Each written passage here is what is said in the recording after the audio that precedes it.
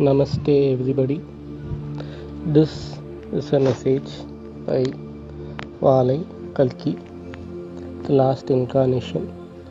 Kalki along with his consort Valai. So let me start by clarifying a few things and explaining the mission as well as truth about Kalki in the perspective of spirituality as well as science. Okay, so let me start with the fact that people usually think Kalki is the 10th avatar of Narayana or Vishnu. So let me start off by telling that this is not correct. Contrary to popular public perception, because we have enough proof in the scriptures that some of the avatars of Dashavatara set do not belong to Vishnu. For example, Narasimha is more a form of Shiva than he is of Vishnu. That is why he has the third eye and people pray to him on the Pradosham day, which is auspicious for Shiva. Similarly, the Shatapatha Brahmana mentions that Matsya is an avatar of Prajapati or Brahma. Similarly, Varaha came out of the nose of Brahma while he was breathing. Similarly, you have Krishna also. Before the Mahabharata, Krishna takes Arjuna to Vaikuntha to meet Vishnu. So if Krishna is meeting Vishnu along with Arjuna, then Krishna is not Vishnu. So what has happened is, in the Middle Ages of Sanatana Dharma, people have consolidated different gods and deities into certain agamas and traditions like Shaiva, Vaishnava and Shakta. At that time, they consolidated these avatars and created a set of 10 avatars called Vaishnava or Vishnu avatars. But in reality, some of these they don't correspond to this. But it's fine if you pray to it in that way, there's no harm in it. But the thing is, that is not the reality. So if Kalki is not an avatar of Vishnu, who is Kalki? So he is not an avatar of Shiva, he is not an avatar of Vishnu, he is not an avatar of Shakti, he is not Krishna, he is not Rama, he is Kalki. So Bhavishyamalika and other kind of texts clearly say that he is the Parabrahma, who has never taken an avatar till now, and he is only coming once, and that is right now, and the Parabrahma directly is coming. So Parabrahma being the supreme Nirgunam form or Omkar or whatever you want to call it. Okay, so if that is the case, now the next question is, what is the purpose of Kalki avatar? Is it, as Bhagavad Gita says, is it to establish dharma, punish adharma, or is it to punish people, or is it to change the yuga cycle, or what is it exactly? Well, reality is that it is not to change the yuga cycle or to punish people. That is not the aim here. People say mlecha and all that, but that is not really the aim. Because if you say Kalki is here to finish Kali Yuga and start Satya Yuga, then the question is, what is Satya Yuga? Because obviously Satyam has to be in Satya Yuga. Now, what is Satyam? So if you look at the Upanishads, the scriptures again, they say very clearly that Brahma Satyam Jagat Mithya. So the world is false, it's an illusion, it's a dream, and Brahma, Parabrahman, is the only Satyam. So if the world is false, it is Mithya, then how can you create a Satya Yugam in a false world? Is it even possible? Because Mithya or falsehood does not have a place in Satyam. So if there is going to be a Satya Yugam, it will be a Yugam without a world. There cannot be a world, especially a false world, in Satya Yuga. So what does that mean? So what is Kalki coming here for? So Kalki has come here to liberate people, to give people moksha, because only through that they can reach or understand, realize themselves as Brahman, and hence they become Satya. So the Atma, because the world may be Mithya, but the Atma is very much a real thing. So Kalki has come to completely wipe out this world and show people that Brahma is Satya. So to give people that moksham, that liberation, Kalki has come. So he will wipe out the world, he will destroy everything. There is not going to be a new creation, a new yuga, or a new society, or a new set of people. Nothing of that is going to happen. Rather, people will exit this world, they will exit this body, they will exit everything, they'll get liberation, they'll get moksham, and they will join with Kalki in his place called Shambhala. Now, what is Shambhala? Shambhala is Sumeru. So, Sumeru, why is that place special? So, people say that place is in earth, some people say it is not in earth, but the Buddhist texts actually say it is both. It is in earth as a pointer to a location which is outside the world. So, what do you mean by that?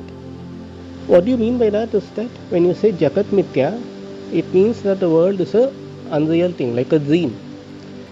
But you are the dreamer. So if you are dreaming of something, you must be lying down somewhere and you must be dreaming. So what is the location where you are lying down and actually dreaming? The location where the Atma is actually residing and then is creating the entire world as a dream. That location is Shambhala or Sumeru. So that is where Kalki will go at the end of all this, and he will take all the liberated souls with him. They will all merge into him, and the final thing will be in Shambhala. So that state of existence is actually Satya Yuga. It is not a yuga in the normal sense that we think of as another generation, another era in this world. That is not happening. Atmas will get liberated and they will join with him in Shambhala and they will live forever. Now, so why this moksham, liberation and all that? Or rather, what is happening, and especially to understand what is Kali and what is the war between Kalki and Kali and all that, we need to first of all understand a little bit of science. So people with a physics background will know the concept of entropy. So entropy is nothing but a technical term for disorder. So the laws of physics, the laws of nature state that in this universe which has been created, entropy constantly increases as time passes, which means as time is passing, disorder will always increase, it will not decrease. Now let me give you an example. You take a small glass of water and put salt in it. Initially the salt will go down to the bottom of the glass. So water is on top, salt is at the bottom. They are two separate, like water is on top, salt is at bottom. It's a very orderly structure, easy to understand, easy to define. But as time goes on, all these salt particles will come up, they will start mixing with the water and they will dissolve in the water. So after time passes, what happens is there is no top, there is no bottom. Water is everywhere, salt is everywhere. It has all mixed completely, you cannot separate the two. It is a completely, that state is supposed to be a high entropy or a high disorder state. Because initially it was very ordered, now it is very disordered. That is the law of nature. Disorder always increases with respect to time. This is how the universe is being created. So this is exactly what we call as dharma is declining. So the universe, again remember the universe is Maya, so it is being created. And then it is being created with this particular law, so that as it evolves, dharma will keep on declining. From Krita Yuga to Treta Yuga to Dwapara Yuga to Kali Yuga. So different levels, declining levels of dharma are usually defined as yugas. Treta Yuga is a relatively high state of dharma or very low disorder. Then comes Treta, little higher disorder. Then Dwapara, even more higher. Kali, even more higher. Now, so that is going in a cyclic nature with certain time limit for each of these yugas. According to the scriptures, Kali Yuga is supposed to last for 4.32 lakh years, 4,32,000 years. After that, now people think after that Satya Yuga will come. No, after that an even worse Yuga will come, because that is how the universe will evolve. Dharma will decrease even more if it is left like that. So the universe has been created like this with the law of increasing entropy or disorder. And who has been appointed to run this universe. It is the Maya of Parabrahma. So who is this Maya? This Maya is none other than Kalki himself. Kalki, one portion of Kalki's energy is this Maya, who is running the universe to decrease the dharma gradually. So that Maya is given different names depending on the nature of dharma. Currently, this Maya is being given the name called Kali. Now note that Kali and Kalki names are very, very similar sounding, except for one K. Kalki and Kali's names are identical. This shows that Kali's energy is a portion of Kalki's energy only. It's Maya. It is a Maya. Now the question is, but the thing is, so what we need to understand is, when this is created, it is being created with the purpose of putting people in it. So initially what happens is they enjoy nice dharma, orderly nature of the world, but they are entering this as a pastime. Parabrahman created this world as a pastime, as a leela for enjoyment. So he put people into it so that initially people can enjoy the world, Krita Yuga, Treta Yuga, somewhat, Rama Rajya and all that. But then slowly the more amount of disorder and adharma will help people to realize that the world is unreal and it is time to get out of it, so that they can actively seek moksham or liberation and try to come out of this world. That is the purpose. That is why adharma is increasing. It is to remind people that it is not worth living in this world. It is Maya. At some point or the other, you have to be ready to get out of it. So you wait for this person called Kalki. He will come and he will remove you from this world. That is the whole point. So the universe is being created with this idea in mind. So Kali, basically the Maya, he knows that even though his quota is given as 4,32,000 years, it will end. Kalki will come in the middle. He will cut short his rule of Kali and he will take people to liberation. Because obviously Kalki is now going to let the cycle continue and go into another verse yuga. So from the beginning itself, Kali knows that his rule will be cut short by Kalki. He knows that very clearly. Because that is the whole point. The whole point is to let people enjoy a while and then take people out.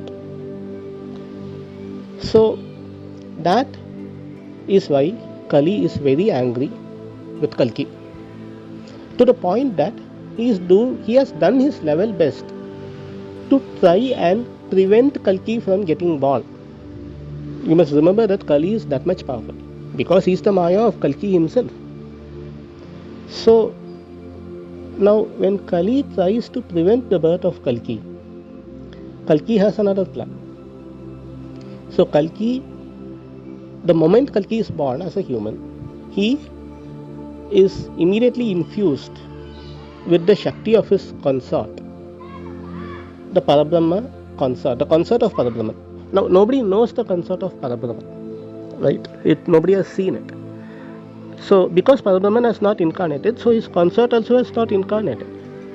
Consort means it is one half, like Ardhanarishwara, Shakti is one half of Shiva. So the one half of Kalki itself nobody knows until now. So the Shakti of Kalki also nobody knows. So people have theories telling it is Padma Devi, it is Vaishnavi Devi, it is Rama Devi. Actually, the Shakti of Kalki is called Valai, which is another name for Bala Devi. But Valai is the original name of the Shakti, and that name comes from the word Var. Var means to live, immortality, life. So she is the Shakti of life, the Jiva Shakti itself. So if Kali is trying to kill, then she is countering that attack by infusing Kalki with the Shakti of Valai the moment he is born itself. So Valai means Var, Kalki. Valai Kalki means the immortal Kalki, who cannot be destroyed or killed, or his birth cannot be interrupted by Kali. So, and that is the consort of. So Unlike Radha Krishna or Rama Sita, Valai Kalki are always united for life. They have never been separated, they will never be separate, because that is the only way to prevent Kali from directly attacking Kalki. But Kali will definitely plan other things. So Kali has, so because he knows that when Kalki is born, when Kalki is living, that means the time of Kali is ending very soon. He does not want to give up his power. So he will try everything to attack Kalki, to attack the people around Kalki and create maximum trouble for them. So for that reason, Kalki takes help. He takes help from 8 people known as the Ashta Chiranjeevis. So you might have heard of them: Ashwatthama, Bali, Vyasa, Kripacharya, Parashurama, Hanuman, Vibhishana and Markandeya. So these are different beings who have come, taken incarnation in different yugas. Like for example, Mahabali came during the time of Vamana, which is in Krita Yuga. Parashurama, Hanuman, Vibhishana, all of them came in the Treta Yuga. Then you got Ashwatthama, Kripacharya, who came during the point of Dwapara Yuga.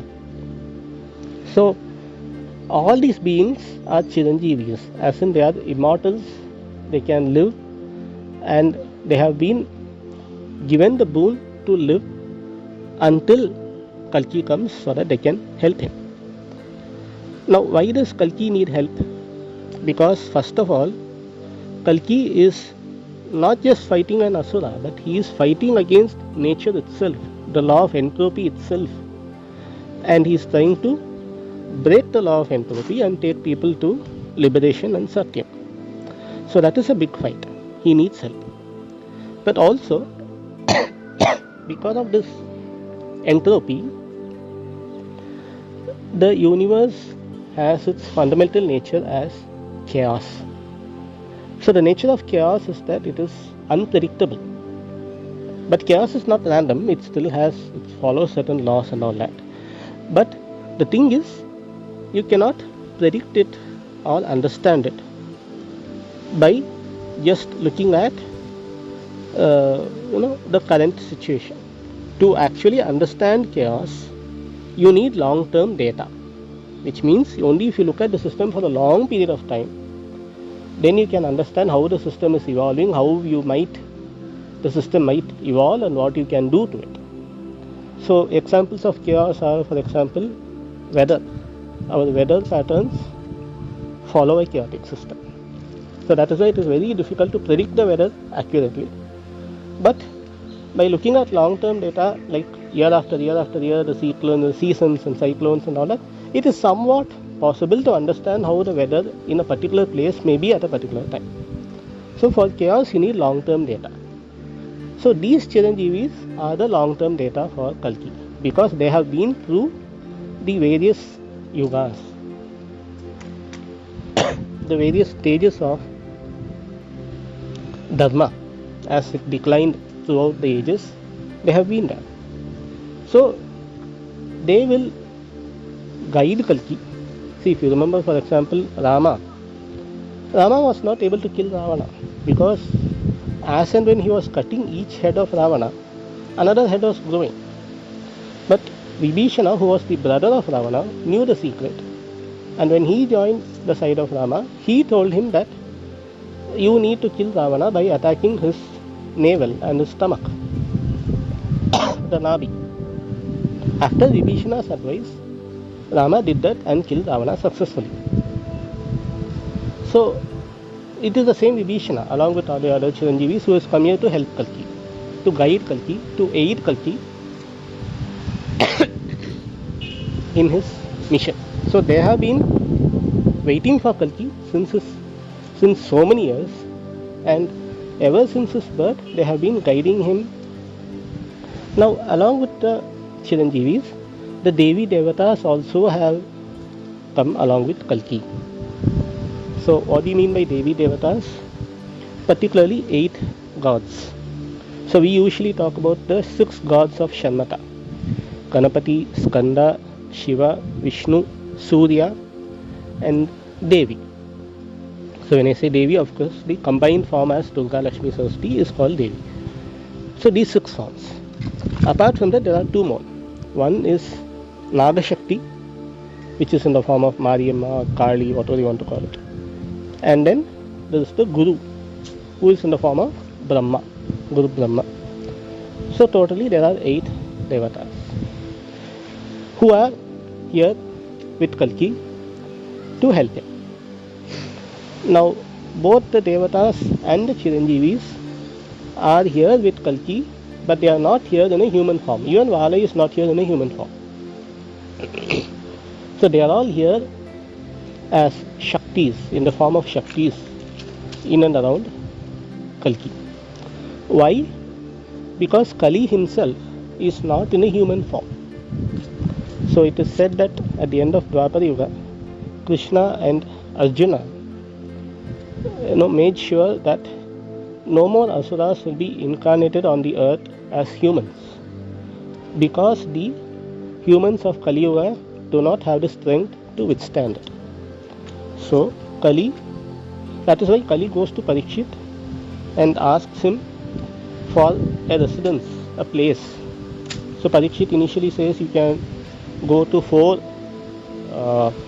places, that is meat, gambling,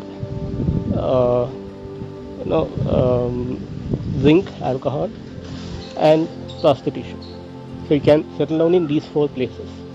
Then Kali asks Parikshit for one more place, and Parikshit says you can reside in the gold, especially gold which is taken through unfair means. So these are the 5 places where Kali resides. He does not reside in a human form. He is all, because see, can you tell of any one place in the world where there is no gold? Gold is everywhere. So Kali exists everywhere. He is spread everywhere as a Shakti. That is why the Chiranjeevis and Devatas are also in the form of Shaktis. They are not in human forms, but Kalki is in a human form because they need this form to coordinate all the activities and to take people out of this. So they have been helping Kalki. So the 8 Devatas and 8 Chiranjeevis, total of 16. These are the 16 residents of Shambhala.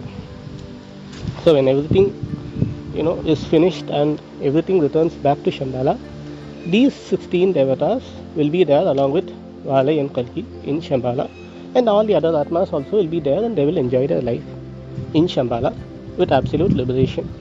It will be a pure, peaceful, happy land which is full of Satyam. So the form of Kalki, which is called as Kalki Yantra. So a yantra is a structure, a geometrical structure which shows the Shaktis of a particular deity. So as far as Kalki is concerned, there is a chakra called Kalki Chakra or Kalki Yantra. So it's a simple chakra which has a 4-sided enclosure followed by 8 petals inside it, and then a central bindu, a central circle. So in the bindu you find Valai and Kalki in Shambhala. Around these, in the 8 petals, you find the 8 Devatas, and around that, in the 4-sided enclosure which is called Bhupuram, you have the 8 Chiranjeevis. Now each of the Chiranjeevis are aspects of one of the Devatas. For example, Hanuman is well known as avatar of Shiva, so their positions are similar. Similarly, Vyasa is known as a form of Vishnu. Vyasaya Vishnu Rupaya Vyasa Rupaya Vishnave. So he is seen along with Vishnu. Like that, the Devi, Devatas and Chiranjeevis are arranged in this structure which is called as the Kalki Yantra. So this is the arrangement. This is the original arrangement of the Devi, Devatas and Chiranjeevis in Shambhala itself. And also that the same structure is being used. So throughout, now why am I giving this video today is because throughout the years the Chiranjeevis have helped and guided Kalki. so that he may collect all the Shaktis of the Devis and Devatas and Chiranjeevis and become fully equipped, which itself had a lot of steps and uh, difficult uh, times. So it was not an easy journey, but right now Kalki is fully equipped with all the Shaktis, all the Chiranjeevis, and he is ready for war. The war has begun. So the war has actually begun, and so Kalki is starting his great battle against Kali with the help of Valai, Chiranjeevis and Devi Devatas. And the formation, the wall formation is this same yantra, which is called as Kalki yantra. So to convey that, I have given this video today as a message from Valai Kalki. The message is very simple. The war has begun. Om Tat Sat.